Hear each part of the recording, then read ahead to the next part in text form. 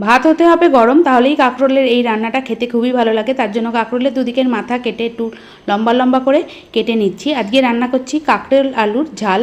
গরম ভাতে খেতে দুর্দান্ত লাগে। কাঁকরোলগুলো লম্বা করে কেটে নিলাম। এবার আলুগুলোর খোসা ছাড়িয়ে আলুগুলো লম্বা করে কেটে নিচ্ছি। তারপর আলু আর কাঁকরোল ধুয়ে প্রথমে কাঁকরোলগুলো 2 মিনিট মতো গরম জলে ভাপ দিয়ে তুলে নিচ্ছি।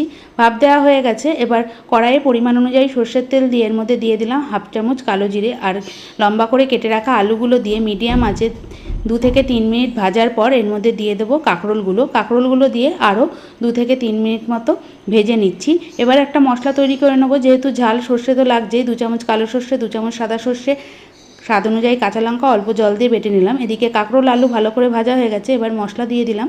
তারপর দিয়ে দিচ্ছি স্বাদ অনুযায়ী লবণ, সামান্য পরিমাণ হলুদ গুঁড়ো আর স্বাদ অনুযায়ী চিনি দিয়ে বেশ খানিকক্ষণ মতো মিডিয়াম আঁচে কষিয়ে নিচ্ছি। এবার এর মধ্যে দিয়ে দেবো গোটা কাঁচা লঙ্কা আর সামান্য পরিমাণ জল দিয়ে ঢাকনা দিয়ে ঢেকে 3 থেকে 4 মিনিট মতো রান্না করলাম। আস্তে আস্তে ঝোলটা শুকাতে শুরু করে দিয়েছে। এবার গ্যাস বন্ধ করে দিলাম। তাহলে তৈরি হয়ে গেল কাঁকরোল আলুর ঝাল। আশা করছি রেসিপিটা ভালো লাগলো।